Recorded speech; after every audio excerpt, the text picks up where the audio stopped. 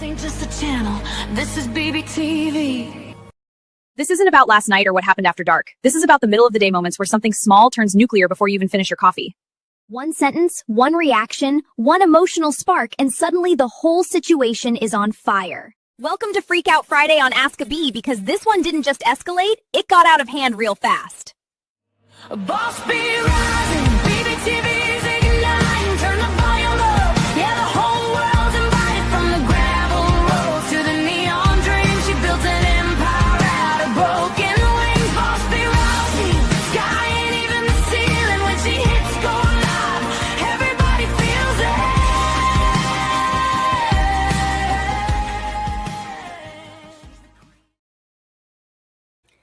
Howdy, howdy. Now listen, before we even get into these stories today, I need y'all to settle in for just a second, because Freak Out Friday is not just about people losing it, okay? It's not just about pointing and laughing and saying, oh, they crazy. No, we're talking about moments where something builds, something sits, something really stretches a person just a little too far, and then boom, comes out in front of everybody. And the reason this hits the way it does is because every single one of us has had that moment where we almost said something we probably shouldn't, and almost walked out of something we should have stayed in, almost reacted in a way that didn't match who we think we are, right? You know exactly what I'm talking about. That moment where you feel it rising and you're like, okay, hold it together. And sometimes you do, and sometimes, well, baby, sometimes you don't, okay? And the difference with these artists is not that they're more emotional, it's that they're more visible. When they hit that edge, it's not in your living room, it's not in your car, it's not in a private conversation, it's on stage in front of thousands of people. Cameras rolling, clips ready to go viral before they even step off. So today, I don't want y'all just looking at what they did. I want you to sit in why it happened, what led up to it, what it feels like to be in a space where you're expected to perform no matter what's going on inside of you. Because that right there, that pressure, that expectation, that keep going no matter what energy, it'll push anybody if it sits long enough. Hi there, Tyson. How you doing? Happy to have you. So yeah, we're going to talk about some moments today. We're going to talk or try and laugh a little. I'm not sure if I'm in the headspace for it, but we're going to shake our heads a little. We're going to look at it for what it really is. People hitting a limit. And look, limits don't care who you are. They show up anyway. So let's get started. Let's pull up this first one. We have Mr. Billy Joe Armstrong from Green Day. Now listen, y'all, let me tell y'all something. Because this right here, this wasn't just a little oops, he lost his temper moment. No. This was one of those moments where you actually watch somebody hit a wall in real time, and you can feel it before it even fully happens, right? And if you've ever been pushed just a little too far on something you care about, then you already know the kind of energy I'm talking about. Because Green Day gets on that iHeartRadio stage. Everything is good. Everything is flowing. Crowd is locked in. Billy Joe is doing what Billy Joe does. And if you know anything about Green Day, they don't just perform. They command a stage. Like, he's not up there guessing, okay? He's not up there winging it. He knows exactly how to build that energy, how to pull a crowd in and take you somewhere and then bring you right back. And that takes control, real control. And here's where it starts to get messy, because you take somebody who operates like that and then you drop them into a situation where everything is timed down to the second. Every movement scheduled, every minute controlled by somebody not on that stage. And I don't know about y'all already, but already that's a setup. because creativity and stopwatch don't always get along. You feel me? So he's up there mid performance. Everything is still riding high. And then they hit him with it. They tell him he's got 1 minute left, just 1 minute. Now, hold on. Pause it right there because I need y'all to really sit in that for a second. 1 minute might sound like nothing to somebody watching from home. You might be like, okay, just wrap it up, right?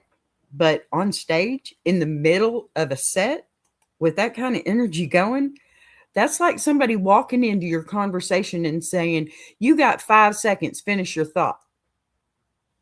Excuse me? No, ma'am. No, sir. That's not how that works. And you can see it in him.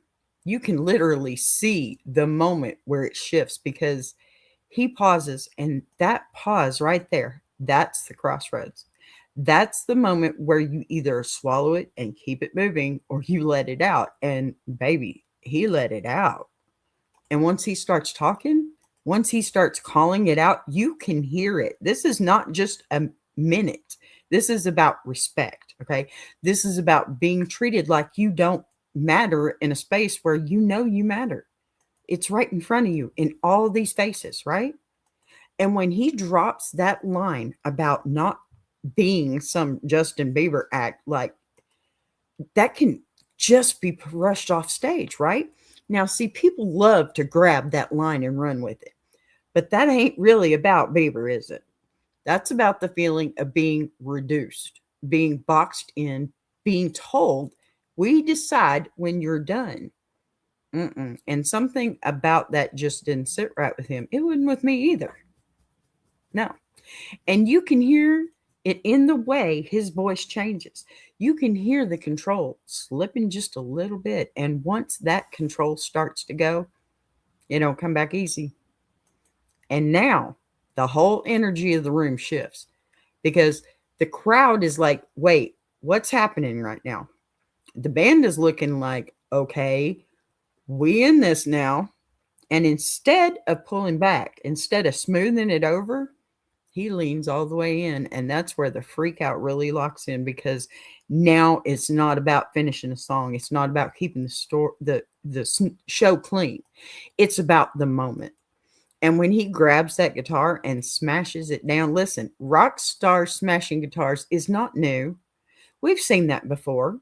That's not what makes this hit different. What makes this hit is that it didn't feel planned. It didn't feel like, okay, this is the dramatic ending. It felt like I'm done with this right now. And those are two very different energies. And y'all, you know the difference, okay? You can feel when something is part of the show and when something breaks the show.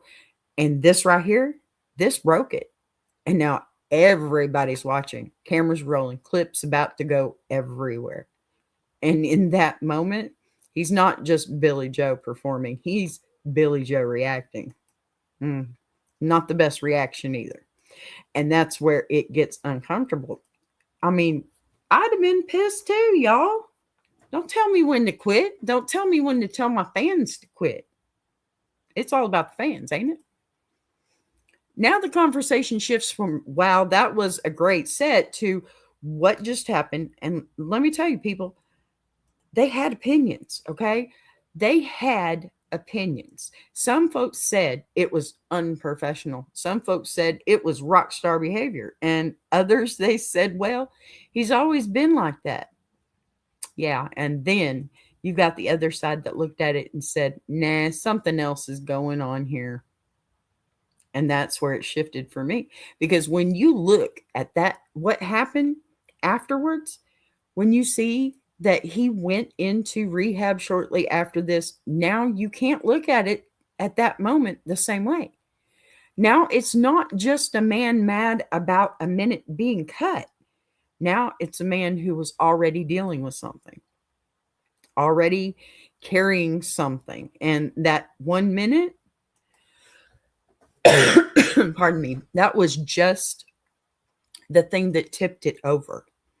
And see, that's the part people don't always think about. We love to judge the moment. We love to clip it, replay it, laugh about it, shake our heads. Well, we don't ask, what led up to it? Because don't nobody go from 0 to that over a minute.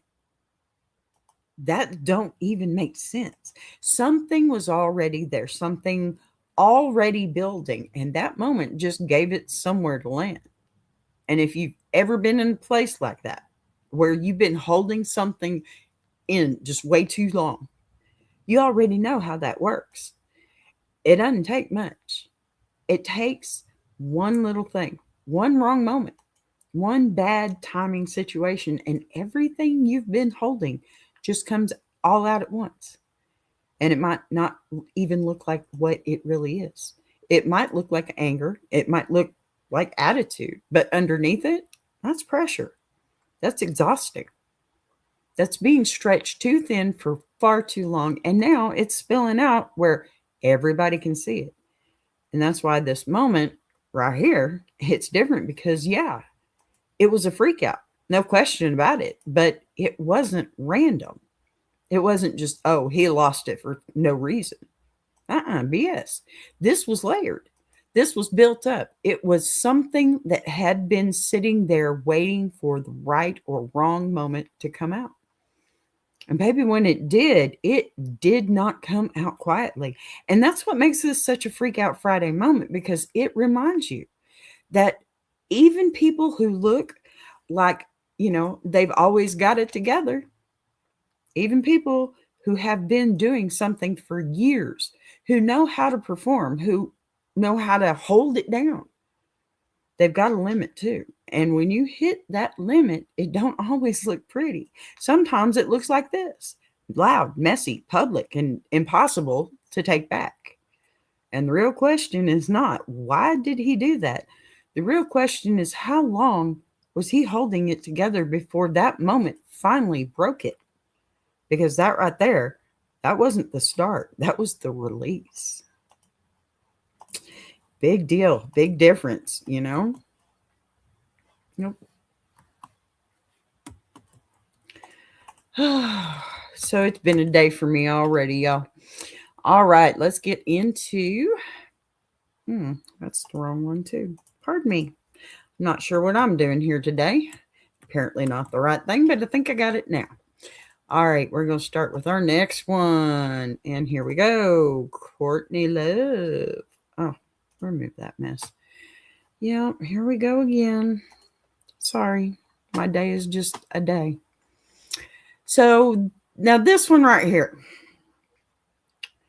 You ever see somebody walk into a situation, you just know it's about to go left before they even open their mouth?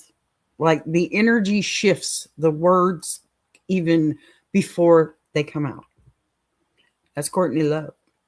And I need y'all to understand, because people love to label her as chaotic, and just leave it there, right? But no, there's layers to this, because when you talk about Courtney Love, pardon me, especially during those award show moments, those stage interruptions, the wait, did she just do that situations, you're not just talking about somebody acting out for attention. You're talking about somebody who does not respect the boundaries everybody else agreed to follow. And that right there is where the tension lives, because you've got this environment, these awkward shows, everything is polished, everything is controlled. Everybody knows when to walk, when to talk, when to smile, when to clap. It's a whole system, right? And then here comes Courtney, and she just doesn't care. And that's not always a comfortable thing to watch, because when Madonna was on stage doing her thing, calm, composed, very much in control of her moment, Courtney shows up in the background throwing things, calling out, interrupting, and you can see it immediately. Madonna's like, what is happening right now? And the crowd is caught between laughing and being confused. And here's the thing that makes this a freak out Friday moment. I mean, come on, y'all. When she walked up there, you expected them to start scrapping. Seriously. It's not just one action. It's the refusal to fall back. It's the insistence on being a part of something that wasn't hers in that moment. And that's where it gets messy because now you've got two different energies clashing on one stage. You've got control versus unpredictability, structure versus I'm going to do what I want to do. And when those two things meet, something's going to give. And in this case, and it's the moment itself that gets taken over because now instead of focusing on what Madonna is talking about, everybody's watching Courtney.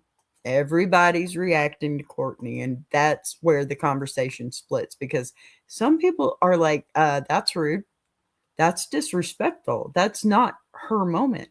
And others are like, well, that's just Courtney, that's how she is. Now we've got a bigger question sitting in the middle of all this. Because at what point does personality become disruption? And at what point does disruption become something deeper than just that's how she acts? Because if you really look at it, this wasn't a one-time thing.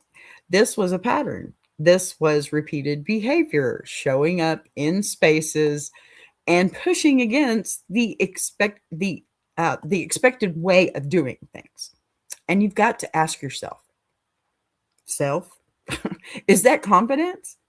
Is that rebellion? Or is that something unraveling in front of everybody? And we just didn't call it what it was at the time because it's easy to laugh.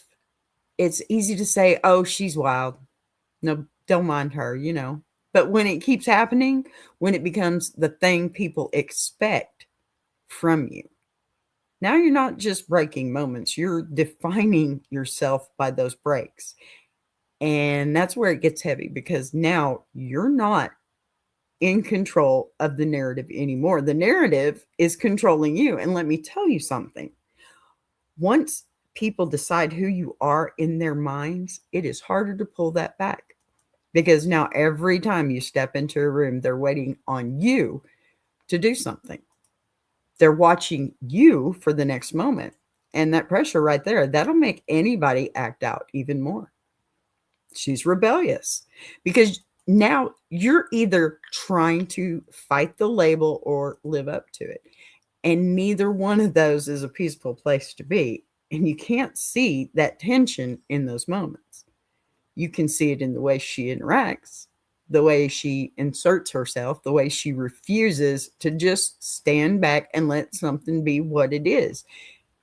And that's where I want y'all to really think about this because we love to talk about freakouts like they come out of nowhere, like they just happen. But most of the time, they're built. They're patterns, they're habits, they're ways of responding that have been reinforced over and over again until they become second nature. And now you're not even thinking about it. You're just doing it.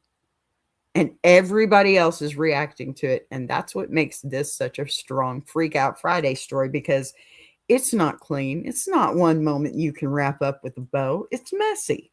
I love my messy. It's layered. It's uncomfortable because you're watching somebody push against a system that is designed to keep everything smooth. And in doing that, she becomes the disruption, the thing people remember, not the performance, not the speech, but the interruption. And that right there, that's power in a strange way.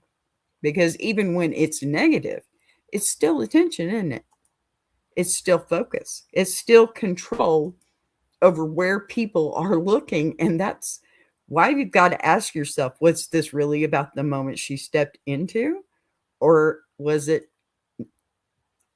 about needing to be seen in a space that wasn't centered on her? Because those are two different things.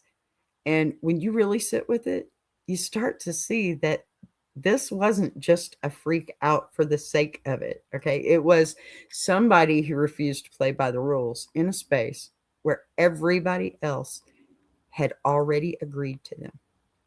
And when you break that kind of agreement publicly, in front of cameras, in front of audience, in front of an industry that thrives on control, You're not just causing a scene, you're creating a ripple that people are going to talk about long after the moment is over.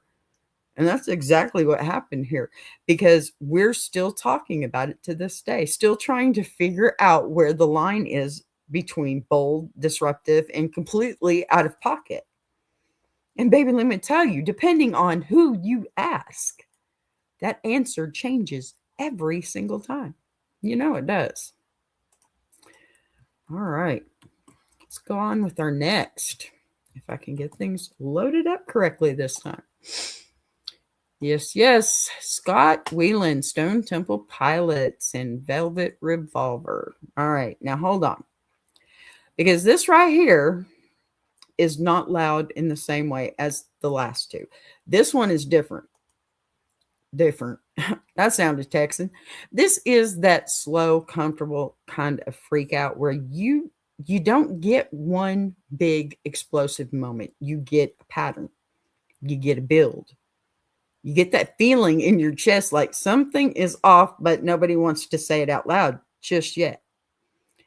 And you know what? If you've ever watched somebody slowly lose their footing while everybody around them keeps trying to hold it together, then you already know exactly what kind of energy Scott Weiland brought into those later performances. Because let me tell y'all something.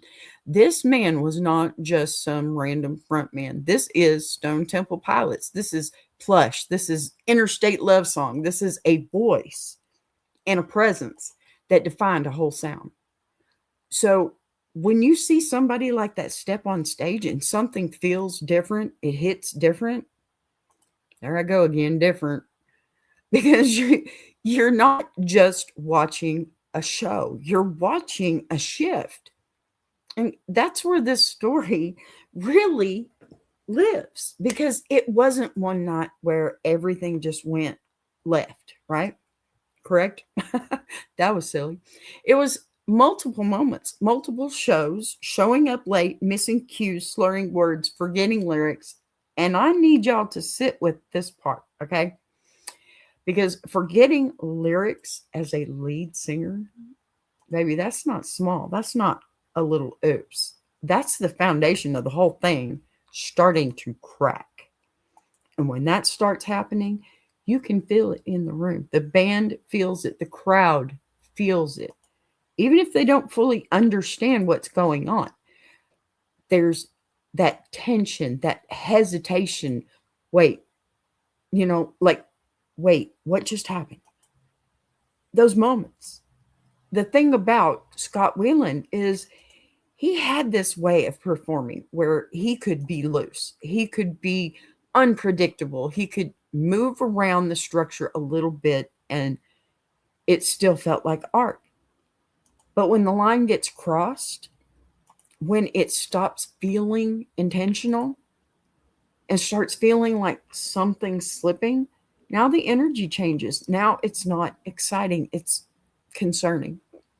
And that's where the freak out shifts from loud to quiet, because nobody's smashing guitars, nobody's yelling at the crowd, but something is still breaking right there in front of everybody and the band. Oh, the band, because this is where it gets real. Because they're up there trying to hold it together, trying to keep the music tight, trying to carry the performance when the front man, the person who is supposed to be leading the whole thing, is not fully there. And you can only do that for so long before it starts affecting everything, before the frustration builds, before the conversations start happening behind the scenes. And that's exactly what happened, because eventually it got to a point where the band had to make a decision. And that decision was to let him go. I'm so glad you found your people. I love Stone Temple Pilots. Yep, me too. So that decision was definitely to just let him go. And now you've got to pause right there, because getting fired from your own band, the band you helped build, the band your voice helped define, that is not a career move. That is a personal break. It's something that hits identity and purpose. Everything tied to who you are. And I've even got Scott as my, all right, right on, y'all. That's great. I'm so glad you're here. Share your stories. I love it. Tell me more. So now you've got this public narrative forming around you. People talking, people speculating, people judging. And here's the thing that makes this such a powerful Freak Out Friday story, because it forces you to look at what a freak out actually is. Because we like the loud ones, right? We like the ones we can clip and replay and say, look at that. But this is the kind that stretches out over time. This is the kind where you look back and realize the signs were there long before the final moment. And that's the part that sits heavy, because how many people saw it and didn't say anything? How many moments were brushed off as he's just being himself? And how many times did it get labeled as personality instead of something deeper going on? And you can feel that tension when you watch those performances, because there's this push and pull between who he was at his peak and who he was in those moments. And it's not clean. It's not easy to watch. But you're seeing flashes of brilliance mixed with signs of struggle. And that combination right there, that'll mess with you. Right on. Saw them twice. Man, I wish I could have seen them. I do. Life happens though, right? But that'll mess with you, because you don't know which version you're going to get from one moment to the next. And that unpredictability becomes the story. It becomes the thing people talk about instead of the music itself. And that's where it gets real uncomfortable, because now the focus has shifted. Now it's not about the art. It's about the condition of the artist. And when you reach that point, when people are watching you, not just to hear you, but to see if you're okay, you've crossed into a different kind of space. And that's what makes this freak out a moment, because it's not contained. It's not one moment you can wrap up and move on from. It's a series of moments that build. It's something bigger, something heavier, that eventually forces change, whether you're ready for it or not. And that's the part that hits, because when you look at Scott Weiland's story, you're not just looking at somebody who lost control one night. You're looking at somebody who was fighting something over time, something that showed up in pieces until it couldn't be ignored anymore. And when it finally reached that point, when the band stepped back and the separation happened, that wasn't the beginning of the problem. That was the result of it. And that's why this one sits a little different, because it reminds you that not all freakouts are loud. Sometimes they're quiet. Sometimes they're gradual, but some of them happen in slow motion right in front of you, while everybody is trying to act like everything is fine. And then one day, it's just not. Once I Unplugged, that was my favorite, but the rocked out, I'm sorry, I can't see it. I need my glasses on. That was my favorite, but the rocked out with their live show. So sad he died the way he did. Addiction sucks. I'm a recovering alcoholic. 8 years sober. Well, congratulations, Russ. Seriously.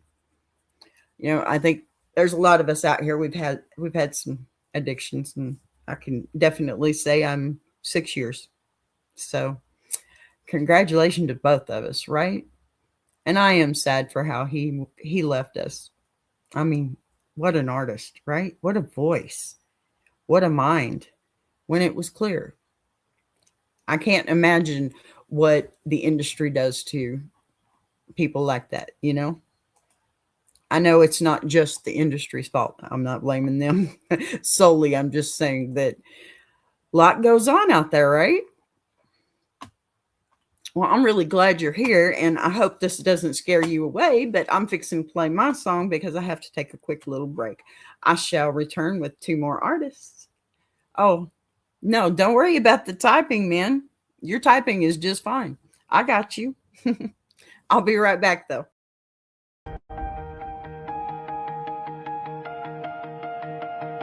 She came from the quiet storms, built a fire from the ground, turned a whisper to a warning.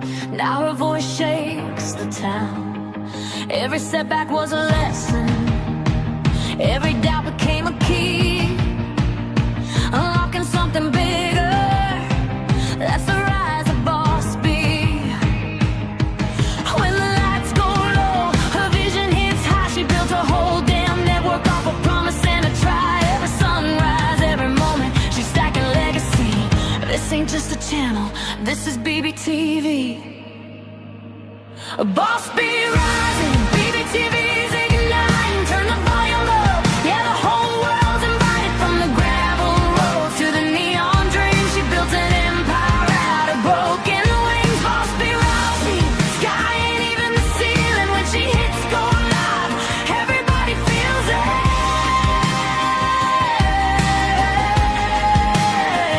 She's the queen of the comeback, the storm in the stream, crafting stories out of heartbeats, making visions out of dreams.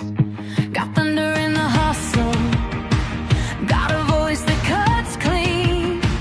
Every mic she touches turns the power unseen.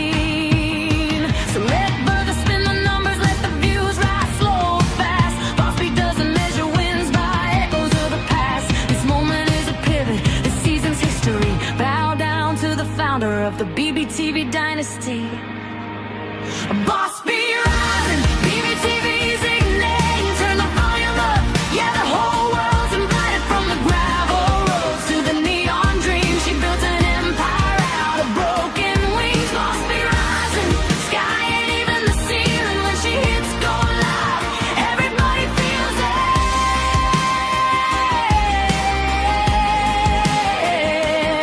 She's got fire in the head, it's got truth in the frame, got a heart that won't retire and a gift you can't name. Every loop, every letter, every dream she sets free, it's a love note to the world sign.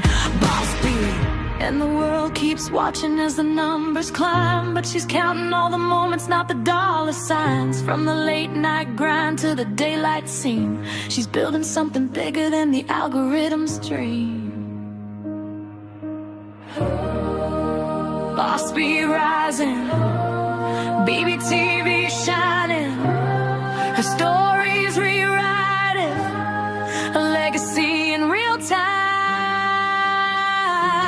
Boss Bee rising, BBTV's igniting. Turn the volume up, yeah, the whole world's invited. From the gravel roads to the neon dream, she built an empire out of broken wings. Boss Bee rising, sky ain't even the ceiling. When she hits go live, everybody feels it.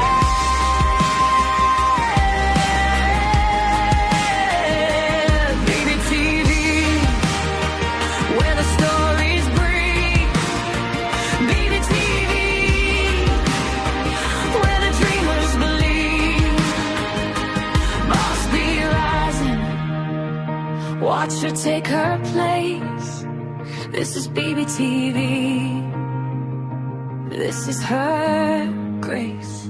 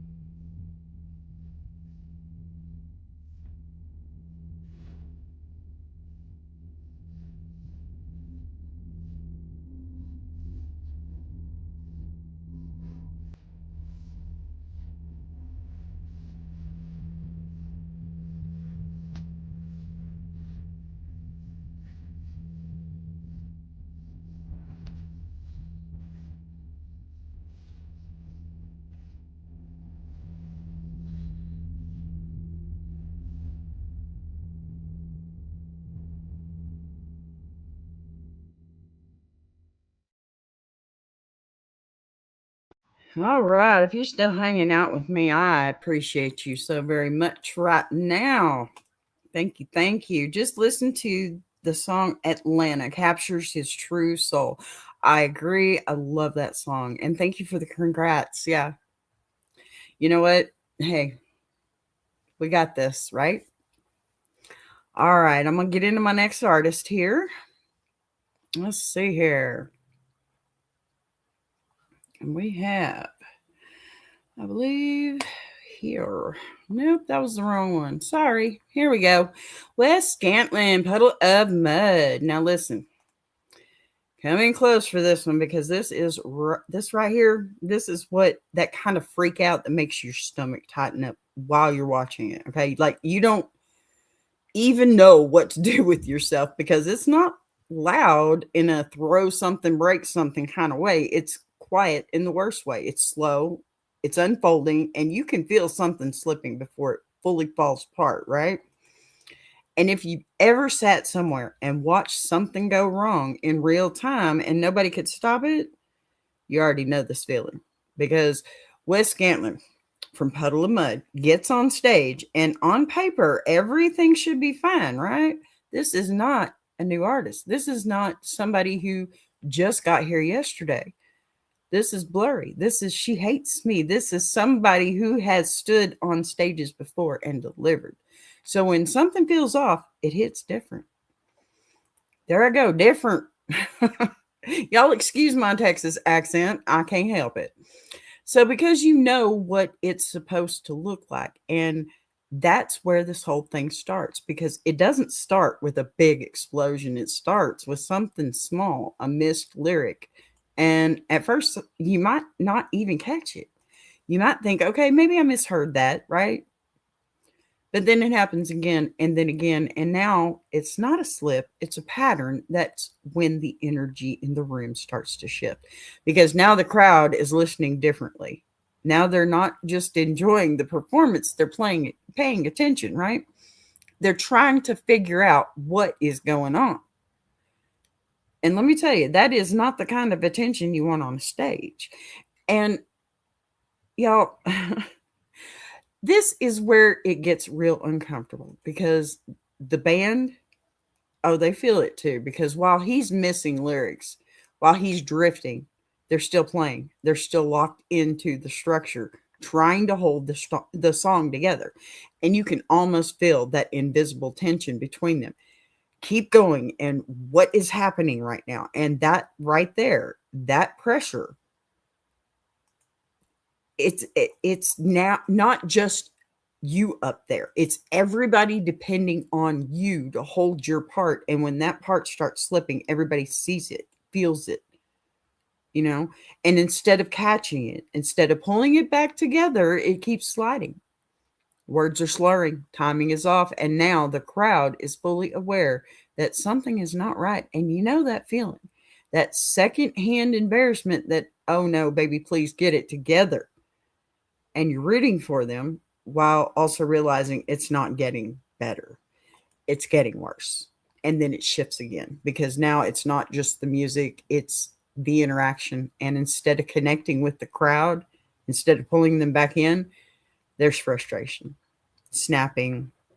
There's this defensive energy that comes out. Like he's reacting to them instead of performing for them. And that is a dangerous place to be on stage, because once you flip that relationship, once the audience stops feeling like they're part of the moment and starts feeling like they're part of the problem, everything changes. And you can see it in those moments. You can hear it in the tone. And now the band is still playing. The crowd is still watching, but the connection, darling, that connection is gone. And once it goes, the whole thing starts to fall apart. And this is where I need y'all to really sit in it, because then comes the moment, the walking off. Okay. And I don't mean a clean thank you, good night. I mean leaving mid-performance, leaving the song hanging, leaving the band up there like, okay, now what? And that right there, that is the kind of moment that sticks, because it's not just a mistake. It's not a bad note. It's abandonment of the moment itself. The crowd is left standing there. The band is left standing there. And you can feel that emptiness, that confusion, that did that really just happen? And what makes it heavier is that it just wasn't one time. It became something people started to expect. And that's where it gets real, because once people start showing up, not for the music, but to see if you're going to fall apart, you've crossed onto a completely different space. Now, you're not being watched for your talent, you're being watched for your struggle. And that's a hard place to come back from, because now every performance carries that weight. Every time you step on stage, people are wondering which version of you they're going to get. And I mean, who wants to pay for that, right? That's unpredictability. That's not exciting anymore. That's concerning. And look, here's where I want y'all to slow down with me, because it's easy to laugh at clips like this. It's easy to say, what is he doing? But when you really look at that, when you really watch it without the jokes, you start seeing something else. You start seeing somebody who is not fully present in a place that requires you to be completely there. And that disconnect shows up every single time, because you cannot fake being present on stage. You cannot fake that connection. And when it's not there, everybody feels it. The band feels it, the crowd feels it, and eventually you feel it too. And that's where this stops being just a freak out and starts being a pattern, because this wasn't one bad night. This was multiple moments adding up, multiple signs that something deeper was going on, something affecting consistency, affecting the ability to do the one thing that put you on that stage in the first place. And when it reaches that point, when the stage itself becomes the place where everything starts to fall apart, that's when you know it's bigger than the moment. And that's why this one sits so heavy, because you're not just watching a performance go wrong. You're watching the place that's supposed to be someone's strength turned into the place where their struggle is most visible. That's not something you fix overnight. That's not even something you laugh off and move on from. That's something that follows you, something that shapes how people see every time you step out. And the real question sitting underneath all of this is not why did he mess up that performance? It's what's going on that made it impossible for him to hold that moment together. Because nobody walks on stage planning to fall apart. Nobody steps into that space wanting to lose control. But when something deeper is happening, when something is pulling you or at you behind the scenes, it shows up. It shows up in the lyrics. It shows up in the timing, in the way you respond to people. And eventually it shows up in the moments like this, where every single thing that's supposed to hold you up doesn't anymore. And baby, that right there, when that happens in front of a crowd with nowhere to hide, that's not just a bad performance. That's a freak out Friday moment you can't take back. Seriously. He's a good guy. I mean, I didn't get through his pictures either, but here I go. All right, let's get into this final. You're going to love this one. I just know it, because he's everywhere, right? You'll see. Yep. The boy. The boy. I'm sorry. I didn't get it here. Why did we not change? Thank you. That's not what you're doing. I'm sorry. 1 second, please. That is not what I was looking for. Okay, you know what? We're not going to do Justin. I'm just having a day. Y'all have to forgive me here. I'm not quite sure what happened to Justin. He was here, I swear. It's just a bad day for me, and I'm going to be totally honest here. I wasn't in the headspace to do this in the first silly place, so I'm not quite sure why I did, but we try and we get through these moments because they are rough. They are very rough. And sometimes I don't get quite through it. Maybe. And now I'm stuck. Really? Okay, hold on. I think we've got it now. Lovely. Sorry about that. No clue why that happens. All right, let's just do this. Now, let me tell you, Justin Bieber. I probably lost all 5 of you. This one right here, it hits a little different because it don't look like a meltdown at first. It looks like frustration. It looks like attitude. Like he's just being difficult. And that's exactly why people missed what was really going on in the moment. Because when you talk about Justin Bieber walking off stage, canceling meet and greets, and uh snapping back at fans, you've got to remember who you're talking about. This is not just any artist. This is somebody who grew up in front of the entire world. Like literally grew up from teenager to adult. Every move watched, every mistake magnified, every reaction turned into a headline. And baby, that kind of pressure does not just sit quietly. That builds and it stacks. And you know what? That waits for somewhere to go. And the stage. The stage is usually where artists release that energy in a controlled way. But what happens when that control starts slipping? What happens when the space that is supposed to be your outlet becomes another source of pressure? And that's exactly what you're watching in those moments where he just stops. Because one of the biggest things people remember is when he walks off stage mid-performance. And at first people were like, oh, he's being dramatic. He just can't handle it. But hold on, slow down. Because you've got to look at what led up to that. And all the speculations right now. We're not even going to get into that mess. Because in that particular situation, the crowd was not just enjoying the show. They were screaming over him, drowning him out, turning the performance into noise instead of connection. And now you've got an artist standing there trying to perform, trying to engage. And instead of being heard, he's being overridden by the very people who came to see him. And that right there, that's frustrating on a level people don't always understand.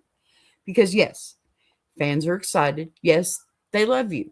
But if you can't do your job, if you can't actually perform, then what are we doing here? And you can see that moment where it shifts, where he tries to talk, tries to calm it down, tries to back it, bring it back. And when it doesn't work, when the crowd keeps going, he just stops. And then he walks off. And that walk off right there, that's the freak out. It wasn't loud. It wasn't explosive, but very clear, very intentional, and very public. And now the crowd is standing there like, wait, what just happened? And the internet? Oh, baby, the internet had a field day. Because now he's ungrateful. He don't appreciate his fans. He's acting out. And here's where I need y'all to really sit with this one. Because we are real quick to judge how somebody reacts without asking what it feels like to be in that position. Because imagine trying to speak and nobody lets you. Imagine trying to do your job and the environment around you won't allow it. Having to smile through that over and over again because that's what people expect from you. And eventually something's going to give. And in this case, it gave in the form of him stepping away. And that's probably the cleanest freak out you can imagine. That wasn't the only time either, because you've also got the meet and greet situation. And, this one right here, this one had people talking because he canceled meet and greets saying they left him feeling drained and unhappy. And people were like, how are you going to cancel on your fans? They paid to see you. And yes, from the outside, that sounds wild. That sounds selfish. But let me tell y'all something, because this is where it gets real. When you are constantly giving pieces of yourself, constantly smiling, constantly engaging, being on for everybody else, that takes something out of you. And if you don't have a way to refill that, if you don't have boundaries, if you don't have space to just be a person, not an artist, not a brand, not a headline, a person, eventually you're going to hit a wall, and hard. And that wall don't care how famous you are. It doesn't care what your name is and how well you sing. It don't care how much money you make. It just shows up. And when it does, you're either going to keep pushing through it and break harder later, or it's going to, you're going to step back and deal with it in the moment. And that's what those actions were, stepping back. But because it happened publicly, because it didn't fit the image people had of him, it got labeled as a freak out. And that's where this story gets interesting, because now you've got to ask yourself, what does a freak out actually look like? Does it have to be loud? Does it have to be messy? Or can it look like somebody saying, I can't do this right now, in a way that doesn't make everybody uncomfortable? Because that's what this really was. Discomfort. Fans uncomfortable, audience uncomfortable, because the expectation was that he would just keep going on no matter what. And when he didn't, when he chose himself in that moment, it broke the illusion. It broke the idea that entertainers are just there to perform on demand without limits. And baby, people don't always like when that illusion breaks. And that's why this sits right here on Freak Out Friday, because it forces you to look at the other side of these moments, not just what happened, but why it happened, and what it says about the pressure we put on people to always show up exactly how we want them to. Because at the end of the day, yeah, he walked off. Yeah, he canceled things. He reacted in ways people didn't expect. But underneath all of that, that was somebody hitting a limit. And instead of exploding, instead of breaking everything around him, he stepped away. Whether you agree with how he did it or not, you can't ignore what it represents. Because not every freak out is about losing control. Sometimes it's about realizing you're about to, and choosing to stop before it gets worse. And that right there, that's a different kind of moment. One people don't always understand until they've been pushed to that edge themselves. You know, it's true. I know y'all have been pushed to an edge somewhere, you know. Look at this poor kid. How many times do you think he's been pushed to an edge? I mean, how many edges do you think he sits on daily? It's incredible to think about what these artists go through in this industry. It's a hurtful thought, to tell you the truth. It makes you concerned about your favorites. But it is what it is, right? Nothing I can do about it for him, though I wish I could. But see, this is why Freak Out Friday always hits a little different for me, because it's easy to sit back and judge the moment. It's easy to say, I would never do that. It's easy to laugh at it when you're not the one standing in it. But after you hear those stories, after you really sit with what was happening underneath all of it, you start to realize something really quick. Everybody has a breaking point. It might not look like smashing a guitar. It might not look like walking off a stage. It might not look like arguing with a crowd, but it looks like something. And the only difference is most of us get to have those moments in private. They don't. And that's the part that shifts for me. Because when you're constantly being watched, constantly being expected to show up the same way every single time, that pressure doesn't just disappear, it builds. It stacks, and eventually it comes out of somewhere. So the real question isn't why did they freak out? The real question is, how long were they holding it together before that moment happened? Because that right there will tell you everything you need to know. And I want y'all to take that with you, not just about them, about yourself too. Because if you know you're getting close to that edge, if you can feel it building, don't wait until it explodes in a way you can't take back. Step back, speak up, take a breath, do something before it gets to that point. Because once it does, baby, it's out there and you don't always get to pull it back. All right. All right. That's Freak Out Friday. And you already know, guys, get over there. See my friends at Tuber Chat. Get over there and enjoy Iron Sharpening Iron Universe. And I will see you tomorrow night for Jukebox Journey, 8 p.m. Central, please. Tuber Chat. Buzz you later. I want to take a minute to shout out Tuber Chat. If you're a creator who's tired of surface level advice, and actually wants to understand how YouTube works, that's the space. It's real conversations with real creators who are in the trenches, building channels, testing ideas. No posturing, no gatekeeping, no fake guru energy, just people sharing what's working, what isn't, and why. If you're serious about growing, learning, and not doing this alone, check out Tuber Chat. The link is in the description. If you're enjoying this show, subscribing is the easiest way to support what's being built here on BBTV. You'll see the join button right next to subscribe. No pressure, no expectations, just an option for people who want to support the channel in a real way. We're live every day at 3 p.m. Central now. And don't worry, we didn't change the heat, just the clock. And if you've got a story you want to share, send it in. Anonymous is always fine. Boss be right.